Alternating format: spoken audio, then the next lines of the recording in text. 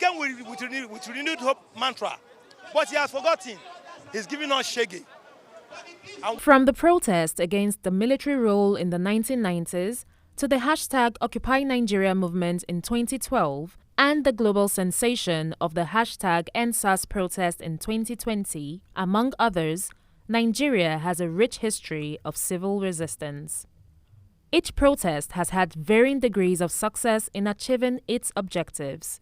The power of collective action in Nigeria can be traced back to the colonial era. Protests, strikes, and boycotts played pivotal roles in the struggle for independence in 1960.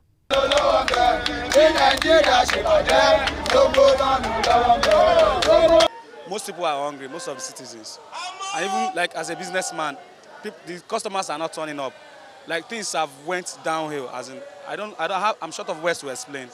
They are there to serve us, but now they believe that we are people that are serving them, and it's not proper. That's what I want to say. Thank you. In 2012, Nigeria experienced one of its largest nationwide protests, the hashtag Occupy Nigeria movement.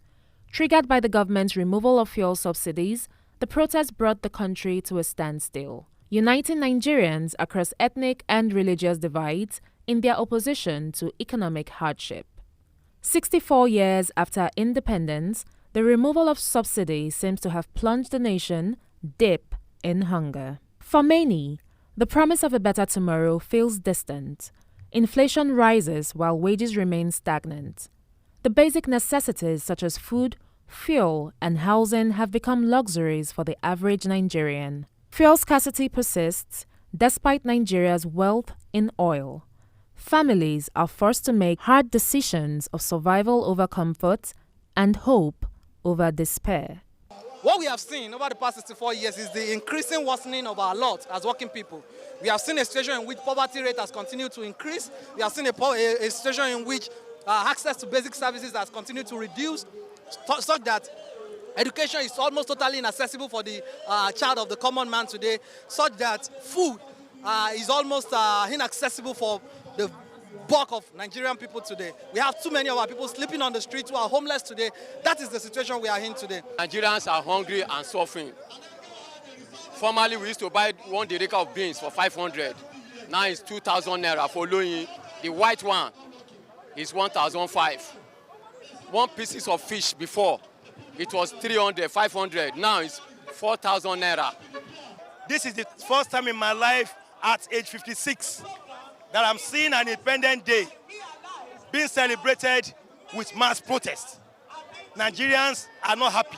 And so the government are celebrating their jamboree. We are protesting against them. Today is a symbolic day for Nigerians to say we reject their own independence and we want our own independence from internal colonizers. So if they don't listen, why are they doing everything there? Why do you have police today if they are not listening, if they are not afraid? Yeah. I'm happy for the country. I'm happy for myself. 64 years is no joke. For we coming together and this standing together and this strong, and this protest as a nation, is something to celebrate, not something to protest about. Thank you. Protests, but peacefully organized as this, will continue to be a critical aspect of Nigeria's evolving democracy. As the nation faces ongoing challenges such as economic disparity, corruption, and insecurity, citizens will likely keep raising their voices.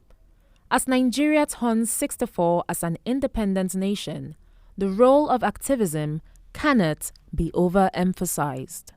In Lagos, for News Central, I am Bettina Nwili.